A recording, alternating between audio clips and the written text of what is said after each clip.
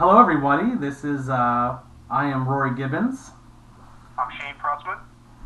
and this is WeenCast, and Fucking A right. we are here to talk about our experiences with Ween, listening to their music, their albums, live performances, going to live performances, the whole shebang, everything that has to do with that.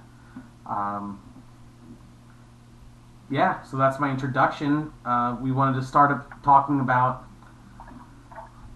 how we got into Ween, when we first listened to Ween. So Well, I'll give that to you, Shane.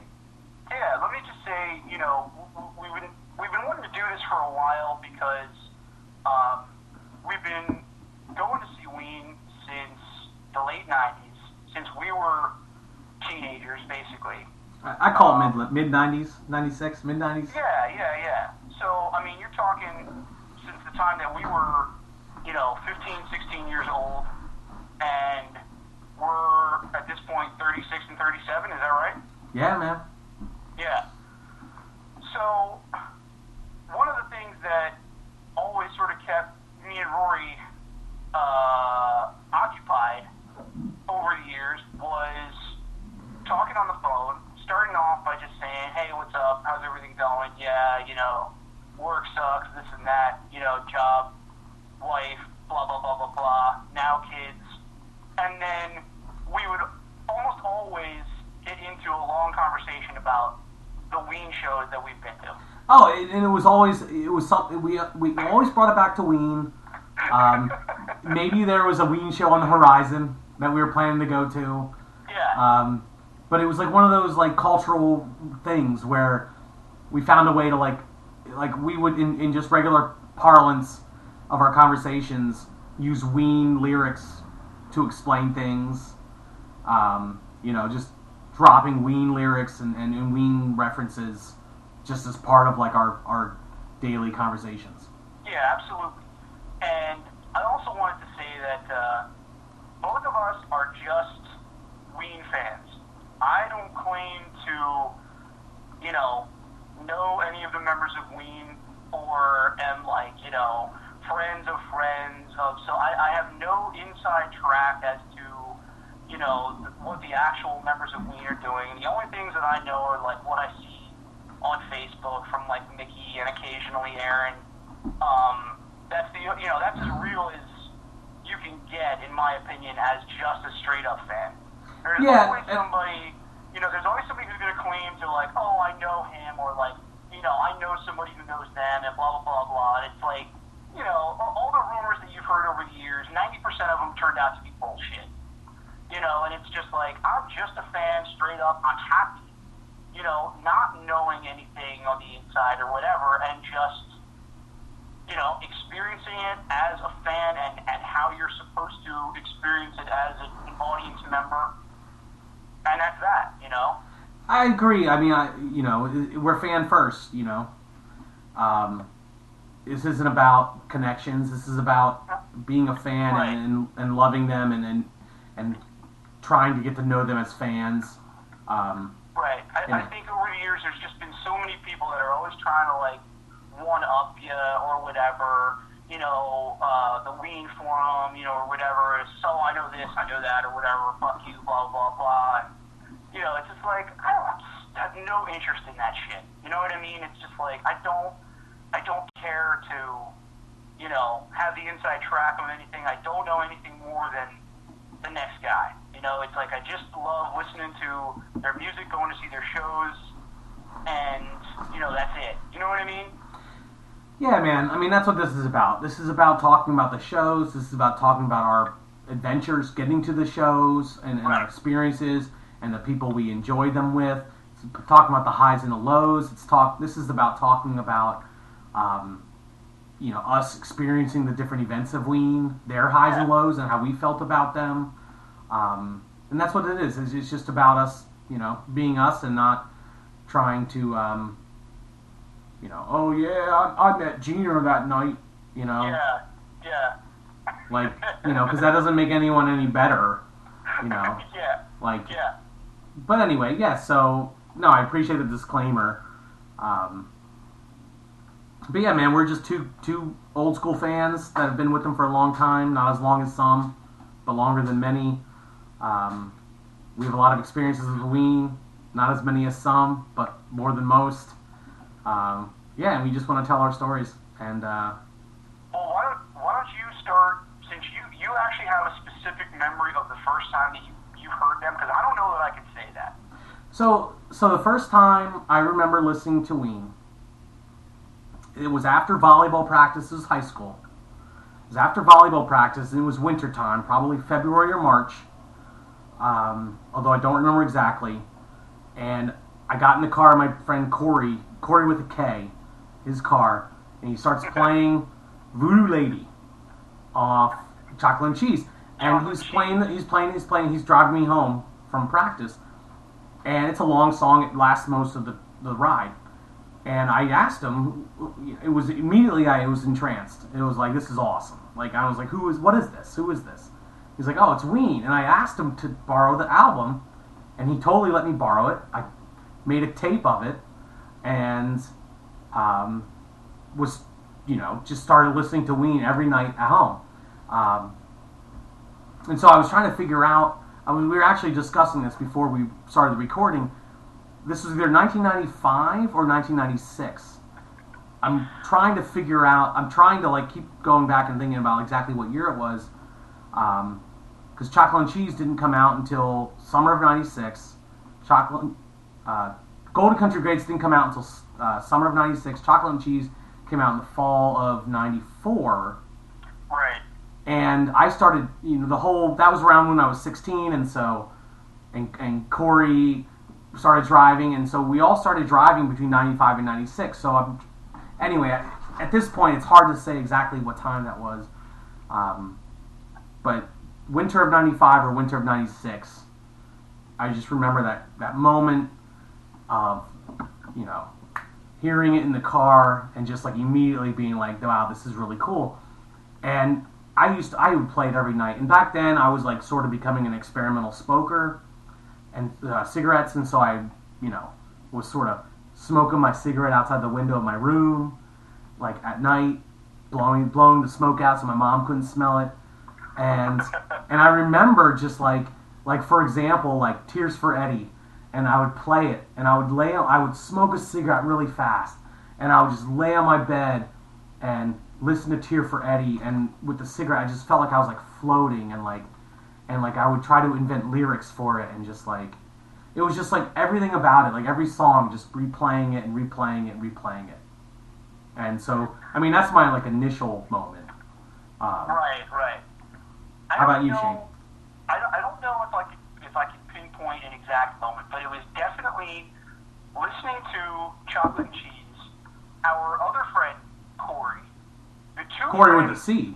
Corey with a C. We had two friends named Corey that somehow either both had this CD or, well, if Corey let you borrow it, it must have been his.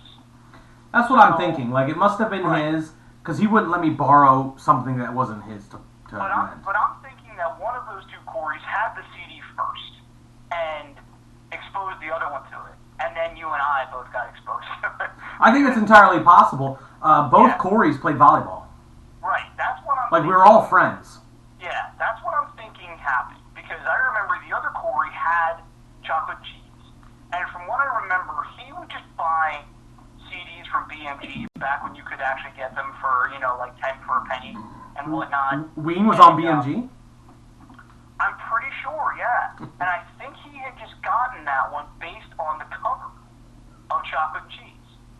I don't know that for certain, but, you went through, the catalog. You went through, those stamps that they sent you. Yeah. And you would just take off the stamp and put it on the card, these are the albums that I want. And from what I remember, he just got that because it had the cover with the boobs on it.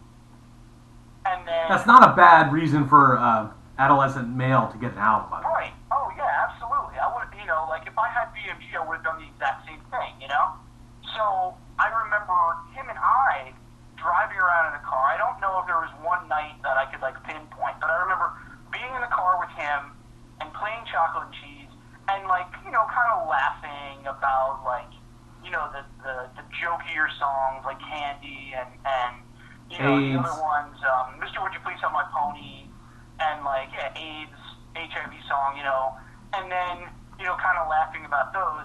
And the more and more we listened to it, you know, it was just kind of like, this is fucking awesome. You know, like, I can't put my finger on it. Like you said, Tear for Eddie. What Diener's talking about. What Diener was talking about, exactly. So it was like, you know, the jokier songs kind of got you into it, and like, oh yeah, like, these guys are crazy, blah blah blah blah. And then like, you know, the more that you listen to like the, you know, the better tracks or whatever. I mean, all the tracks, but like, you know, the ones that were like legitimately like amazing songs. It was like, these guys are actually really fucking good, you know. And then, do you remember what was the first album that you actually owned besides? I'm assuming you made a copy of Chocolate Cheese. Oh, Chocolate and Cheese. I never actually. I don't think I owned Chocolate and Cheese until, you know, many years later. It was always a tape. Yeah, so you made tape a I tape copied. of it? I believe I got Golden Country Greats.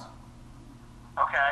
But and that leads us kind of toward the next, you know, topic, which is, you know, talking about, and we had discussed ahead of time, you know, the first show, but I'm interested, Shane, because I think you have more to say about Golden Country Greats and when that came out, the summer of '96, and getting that at the record store. Well, I actually, I don't think I had bought it myself, but I do remember after listening to Chocolate and Cheese for a while, I went to the record store and purchased the Pod on CD. Okay. So I specifically remember that was the first album of theirs that I owned on my own. The actual CD of it, it wasn't a copy that I made off of somebody else's or anything like that. I bought the Pod, didn't know anything about it, and just listening to the Pod, and I mean, you're talking, like we said, we're 15, 16 years old. I had never done any kind of drugs or, you know, anything like that. I was extremely naive as a teenager, and like, you know, you look back on something like that now, I mean, the Pod is pretty out there, you know what I mean? Yeah. And I remember just thinking, like, I don't know what to think, you know what I mean? Like, this is fucking weird, you know what I mean? It's like Chocolate and Cheese, you know, yeah, it still was kind of weird, but it had like it was very listenable, or however you want to say it. It was very like accessible, you know what I mean? Still had that like goofy edge, but the Pod was kind of tough, you know, and that sort of got me into like just listening to more obscure kind of music in general, you know? Well, if these guys can do this and go from something like, you know, the Pod to Chocolate and Cheese, it's like, okay, well, you know, what else is that? That was something that got me into, like, you know, listening to more, like, alternative music in general. Getting off of, like, what was happening on TV or MTV or the radio or whatever. You know what I mean? So Yeah, I think it definitely part of played. that, like, transition, you know? I think it definitely played a role in that transition to being open to and appreciating a wider range of music. Absolutely. I think, you know, one of the strengths of Ween that we both appreciated early on is this intermingling of these, you know, really kind of solemn, serious tracks with the more goofy stuff. And that, you know, in that immersion, it's like, yeah, you have this really serious music, but then you have this wild, crazy music. Like, so they're playing the whole spectrum, which then allows you to enjoy other artists that are anywhere on the spectrum. Absolutely, yeah. Yeah, and, you know, with something like the Pod, you know, I remember, you know, you kind of picked up on those tracks, you know, that were a little bit more easy to listen to, like Four-Legged Cheese and Captain Fantasy, you know, and then there's a lot of the other stuff that's just, you had to listen to it a bunch of times before it, you know, it caught on, but this is just another amazing album, you know. I know there's a lot of fans out there that say that the Pod is their favorite album. You know what I mean? And so I think you were more into experimenting with Ween a little bit sooner than I was. I think I had the chocolate and cheese going on, and then Golden Country Grapes came out. I don't have a specific memory about when the album came out, except that I remember listening to it and just being kind of the whole, like, it basically blew my mind that here they are, now they're just doing a country album. You know? I mean, I remember when it came out, but I remember, for whatever reason, I didn't buy it. I don't know exactly why. You know who bought it? Corey with a C. He definitely had it. Because he had the one that was made before Muhammad Ali did had the copyright issues. Then they had to change the song. Oh, definitely. I mean, yeah. I think, if I'm remembering correctly. Yeah. No, I mean, it definitely had the Muhammad Ali stuff on it. I mean, that was probably, he probably got that within like a week or two of it coming out. I actually remember going to the record store, and I think I might have just happened to be asking, do you have any Ween stuff? Or do you, when is the new Ween record coming out, or something like that, and having no idea that the country album was even coming out. And they were like, oh, we just got it. And him showing me, like, the box of CDs that, like, that, or, the day before or whatever, and it was still in the box. There was however many copies of it, they had, and it was still in the box. And he showed it to me, and I looked, I took it and looked at it and whatnot, and just kind of said, like, oh, that's cool, but I knew absolutely nothing about it. So I didn't get it. I didn't know if it was really country songs, or if it was just them calling it that, and it was just going to be them doing, whatever it was they were going to do anyway. I remember seeing it at the record store before they even, like, had it out on the shelves, and for whatever reason didn't get it. I was just kind of like, oh, okay, yeah, that's cool. And, maybe because at the time, CDs were expensive, you know what I mean? And you're talking, and when you're buying them in the regular store like that, brand new, $17, $18, whatever. I don't know. Maybe I just didn't have any money at the time. I don't remember. But I remember seeing it. But I did not have it. I didn't have it for a while. We had definitely seen them at least the first time. Huh. Before I had gotten the That's interesting, because I sort of always had this idea that you had Golden Country Grapes, like, grapes, early on in the process. I'm pretty certain that we had at least gone to the first show, and I didn't have it. I mean, we had listened to it with our friends, and yeah, absolutely. I knew a little bit about it. I knew a few of the songs, and Piss Up a Rope, and I knew a few of them. Ironically for me, I actually remember being a little bit nonplussed. Like, oh, they're doing country songs. Okay. Like, at first I was like, oh, that's cool. Like, they're doing something different. But then when I heard it, I'm like, oh, okay. Like, I wasn't that into it. I was more like, okay, let's get back to chocolate and cheese. You're talking about the first show. You're talking about the first show? No, I'm talking about before the first show. I'm talking about leading up to the first show. Okay, so you're talking about listening to the CD. I'm talking about listening to the album and being kind of like, okay, yeah, I get it. You're trying to do something crazy, but I'm not quite into it. And I think that maybe was more of a personal bias with country music, but which I'm not completely against. But yeah, so I think this is where we sort of transition to, let's talk about the first show and leading up to the first show and, that whole experience. So here's a question for you. Do you remember how we found out that Ween was going to be playing? I don't. I think I have to throw that back at you. I have a feeling that you have a better answer than I do. Well, here's the only things that I could think of, because, and we're probably going to keep repeating the same kind of stuff, as in, this was back before the days of this, and, blah, blah, blah, blah. This was obvious, like, pre-internet. Well, this is 1996. This is September 1996. October 1996. October is when the show was. I don't know exactly how long before the show we found out that it was happening, but the only things that I could think of that we would have found out it was going on is the local record store in the mall. Okay, well actually there was a couple of record stores back then, but I specifically remember the one that was in our local mall had a postcard that they would get, assuming like every month, that would have all the shows that were going to be at the Trocadero in Philadelphia. So there was and it would be, they posted like on their billboard. So you'd go in there and you look at the billboard, and there would be this card that would have like the calendar, and it would say, you know, all the bands that were going to be that were scheduled to play at the Trocadero for like that month. Yeah.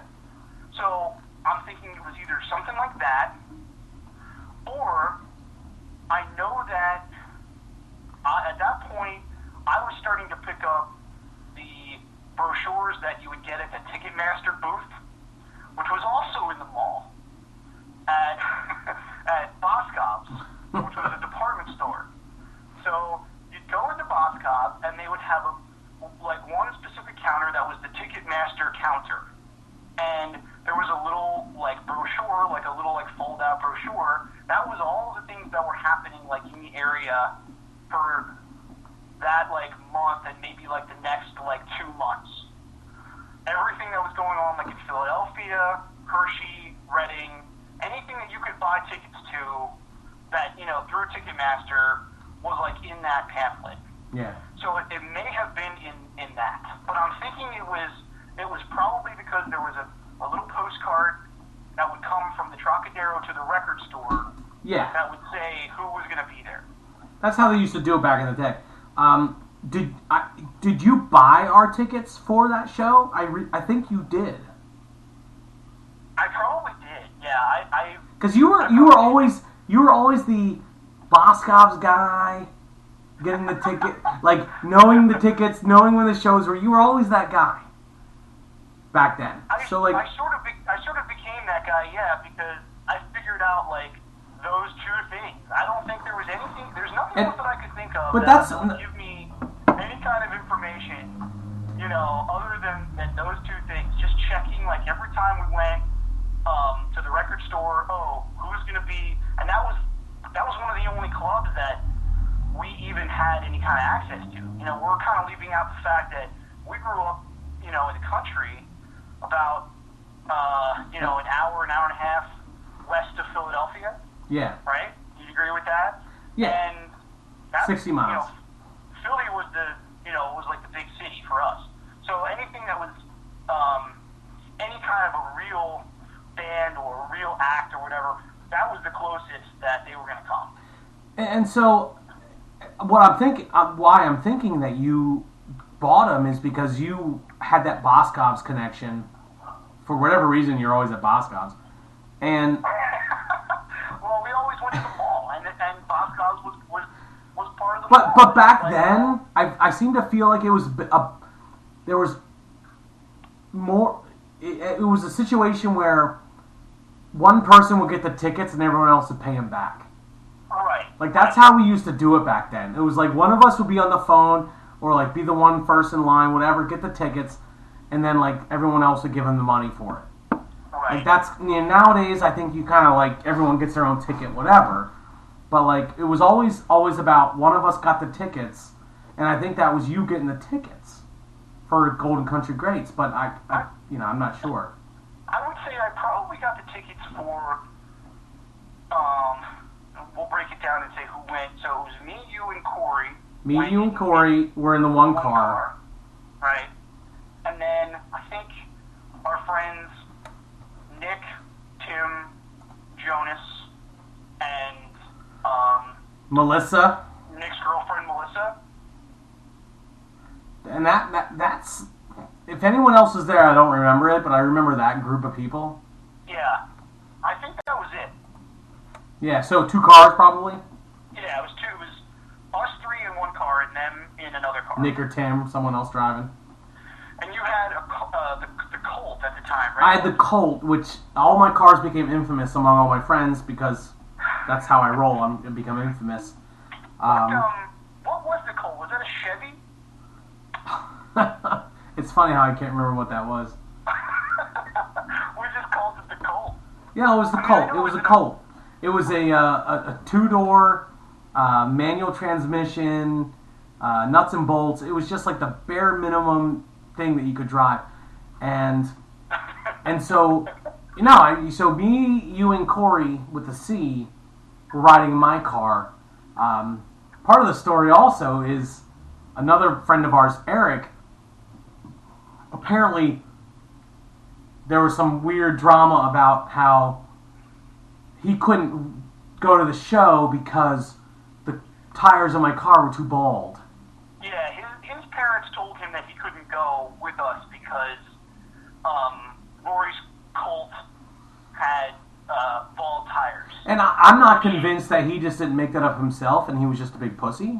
I think he either made that up himself or that was their, they threw that out as a reason because they just didn't want him to go to Philadelphia with us. And granted, I will submit this. The tires were getting bald. They were getting bald, but in fact, that still sounds like a ridiculous excuse. And so we're driving down, from Ole, and from Ole you go down 662, get on 422, and back then there was all the new construction had not yet taken place, so there was a huge log jam when you got to 202-76. That whole interchange was like a giant mess. And then you got on 76, and then you kind of curved in, you took your route into the city. But I really remember, the memories of the trip is that, Eric wouldn't go. So it was me, Shane, and Corey in the car. And Corey and I had, I think that summer, had been experimenting with marijuana.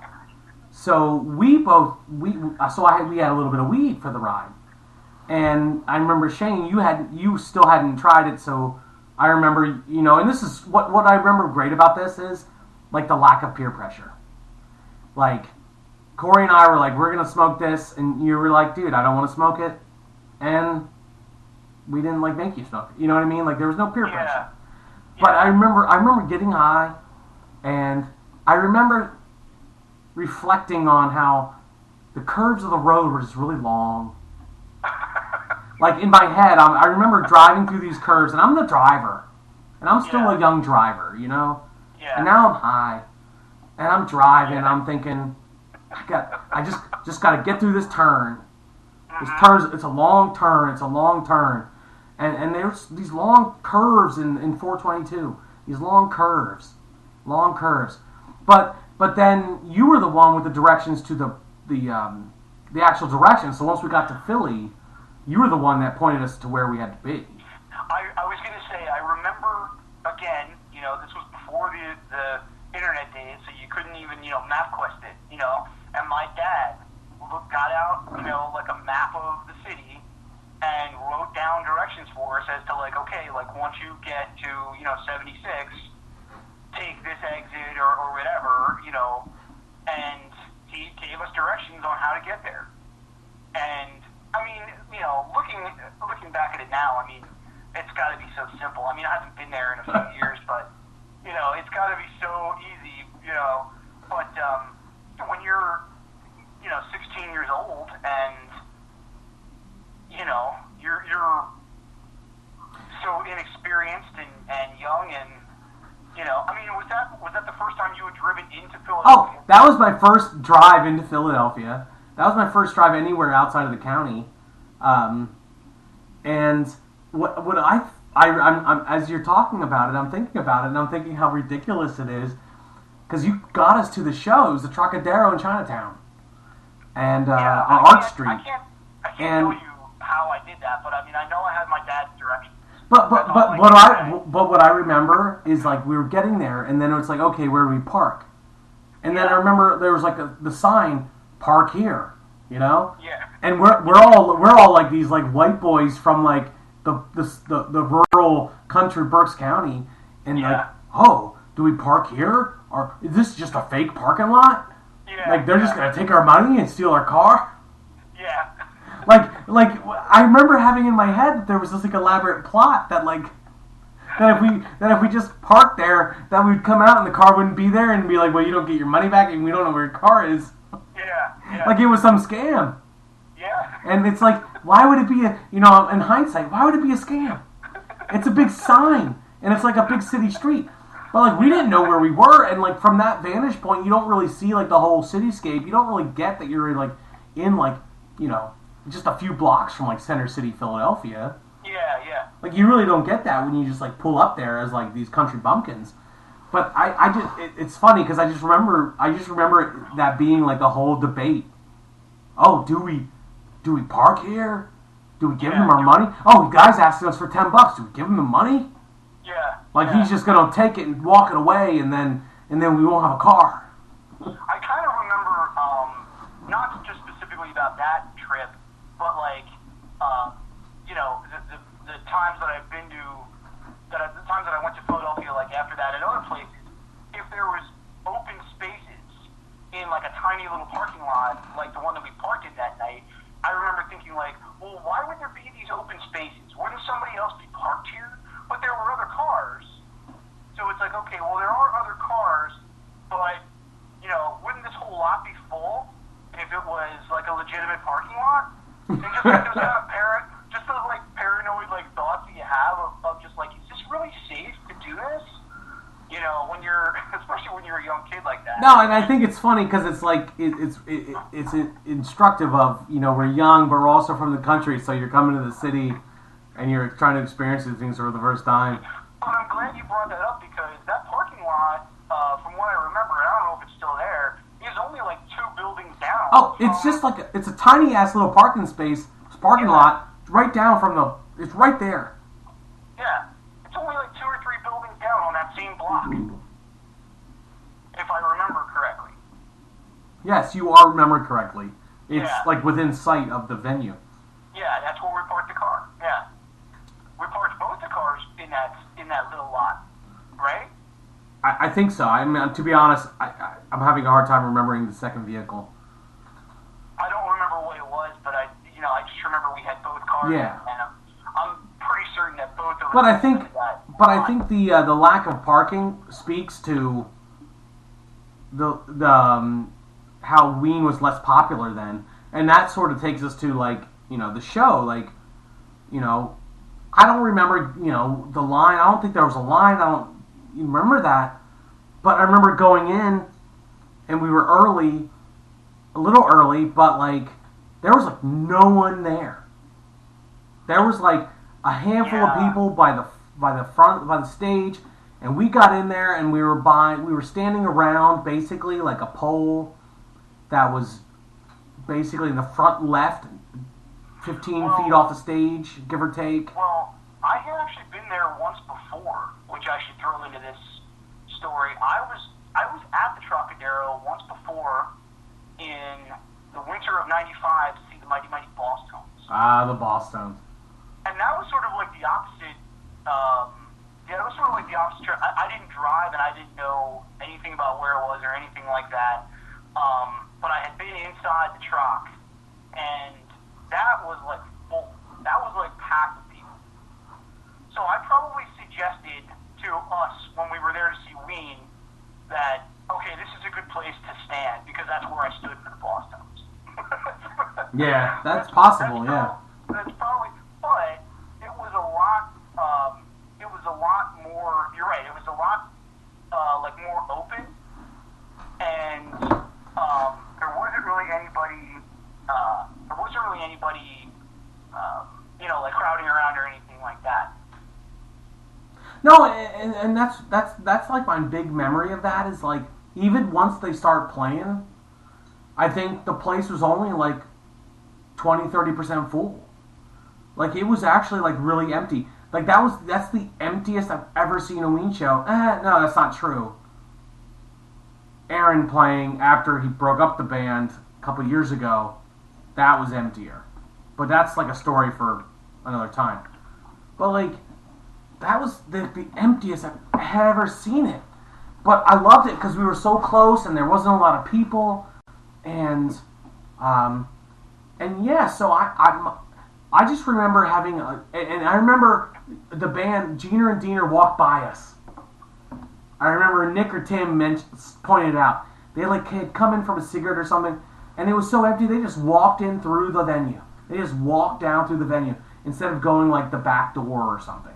They just walked through, and Nick or Tim's like, "Oh, look over there, that's Jeter and Diener." And I was like, "Oh my God, what do we do?" Yeah. And we didn't do anything, and then they got on stage. We didn't do anything.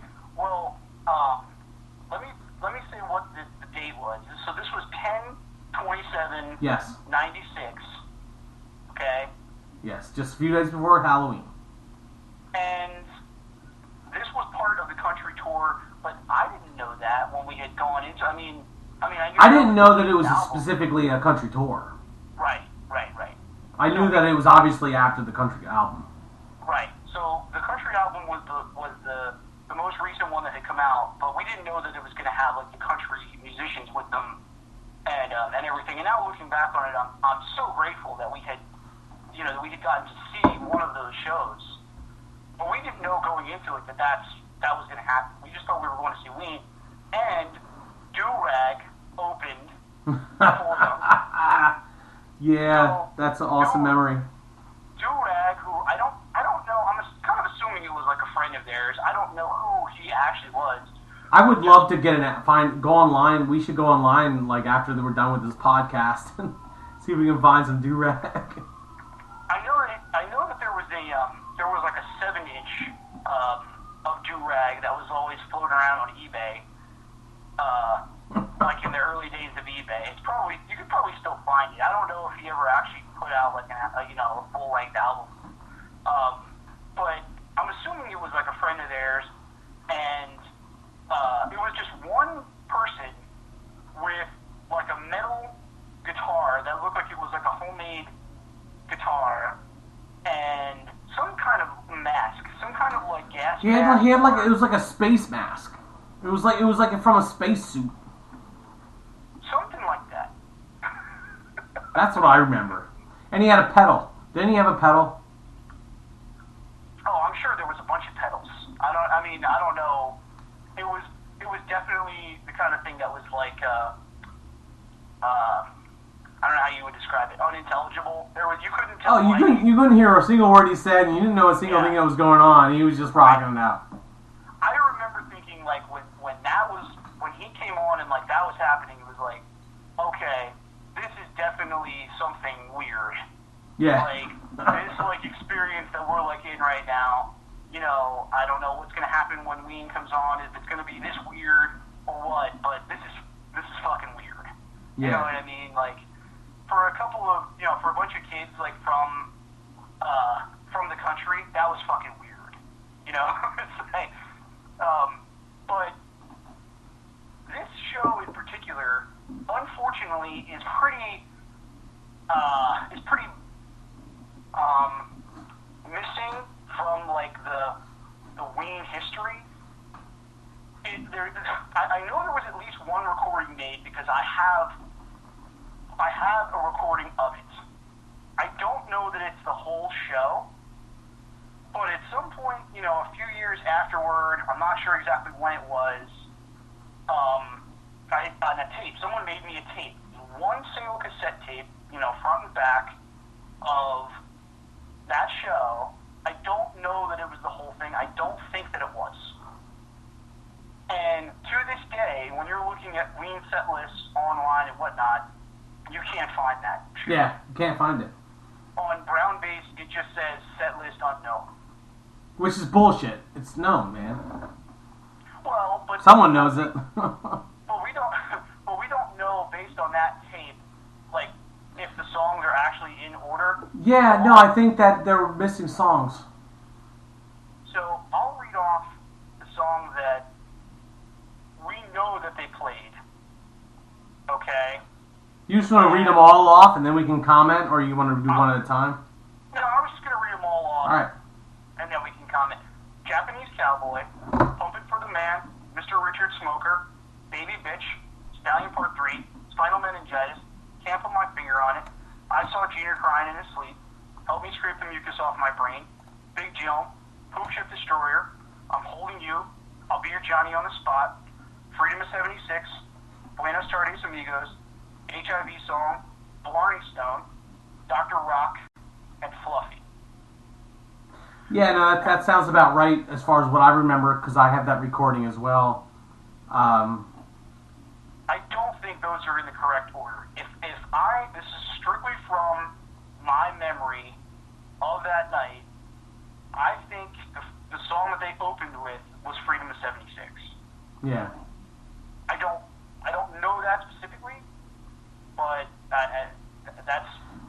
It would be a logical choice to open, but it's, hard to say.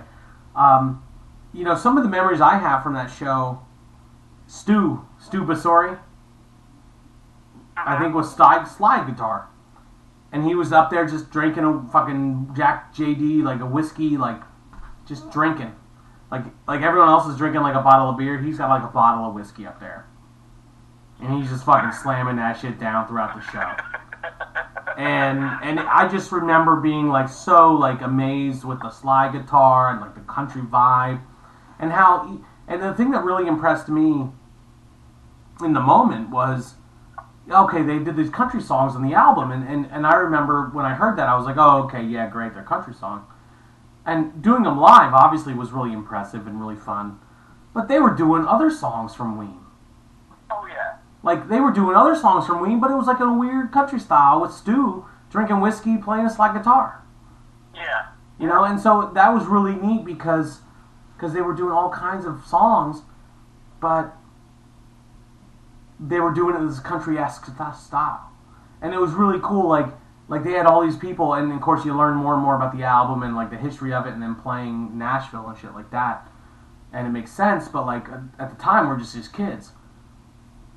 But to hear them playing all this music, and it's like they got the slide guitar and this country band, it was really neat to be like, wow, they're playing songs from Chocolate and Cheese, but it's like country style. Yeah, right. Like those other guys threw in, whatever they could with, their instruments, and there was definitely shit, in those live performances. Oh, jams. They were jamming, man. Yeah, right. During the country tour that, were just never done again because they didn't have all the musicians. Yeah. No, it made it really unique. It made it a really unique experience.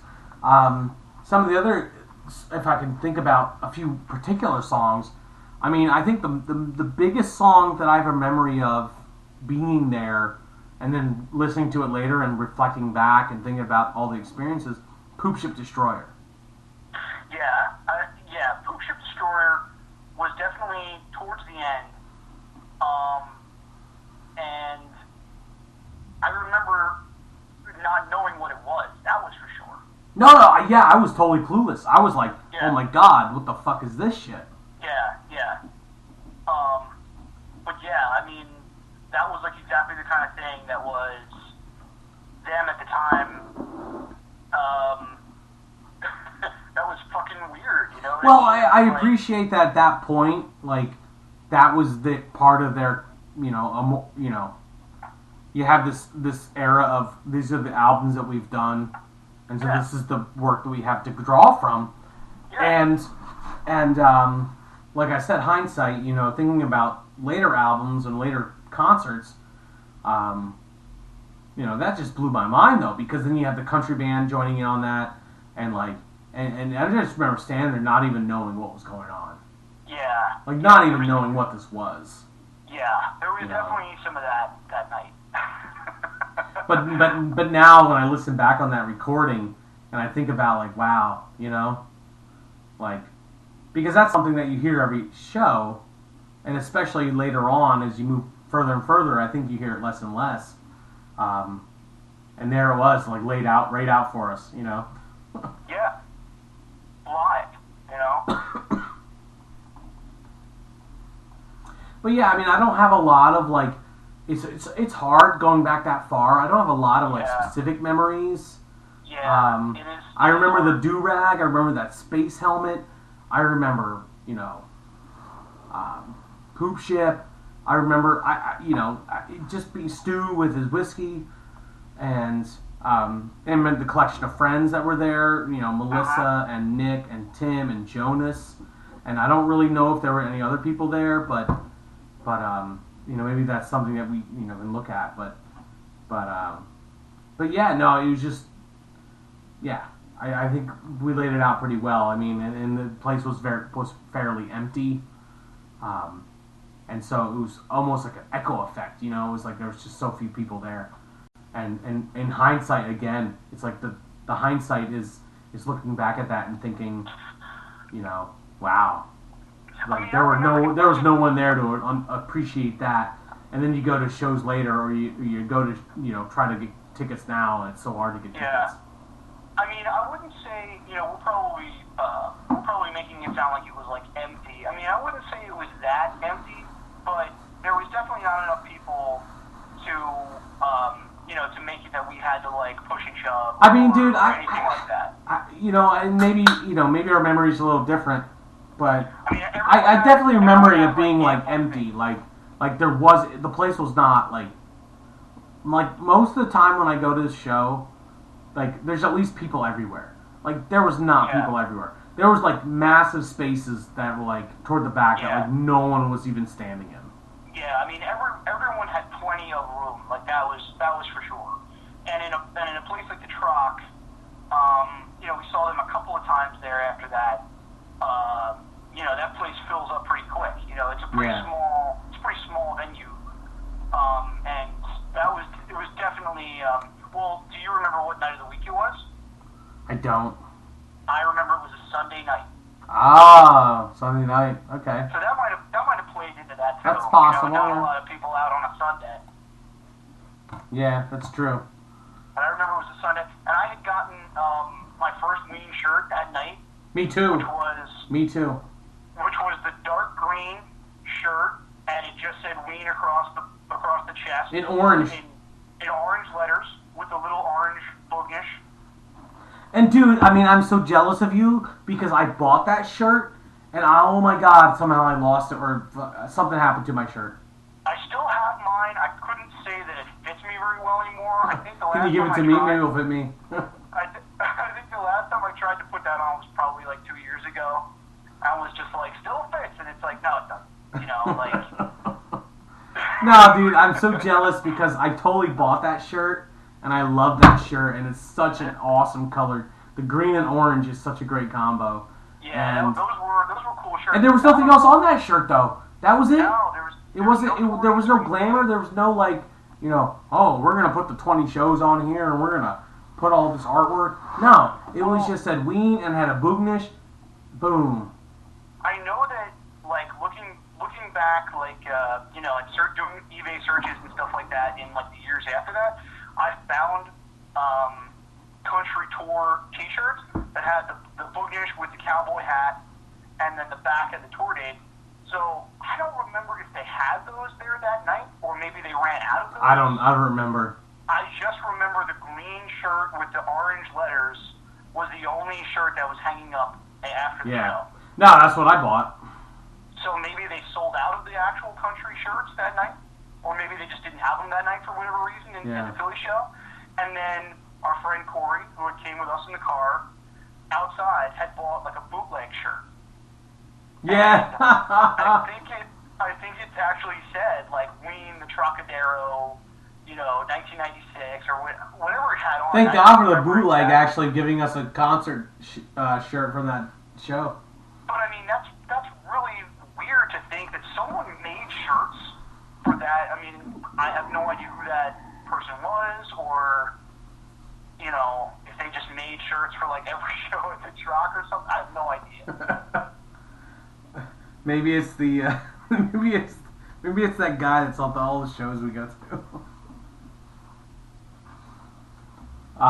But no, I mean, dude. I mean, I think that's a great memory. But I think that takes us kind of to the end of the show. I mean. And then as far as, we don't have time now to talk about the next show. I think the next show was 97 or 98 for you, Mollusk? 98, Yeah, was the next show for me. Yeah. And so when did Mollusk come out then? And then like what was our... So what I feel like to summer up, to finish up here is kind of like we finish up with Country Tour, and then what was going on for us moving on toward the next one, and then when was the Mollusk? Oh yeah, definitely.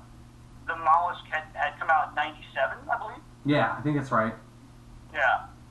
Yeah, you're right. 98 then, because I was in. We had graduated, So and I couldn't come back to that. Should we make that the next episode? Yeah, I think we got to make that the next episode. I wanted to bring us up to that point.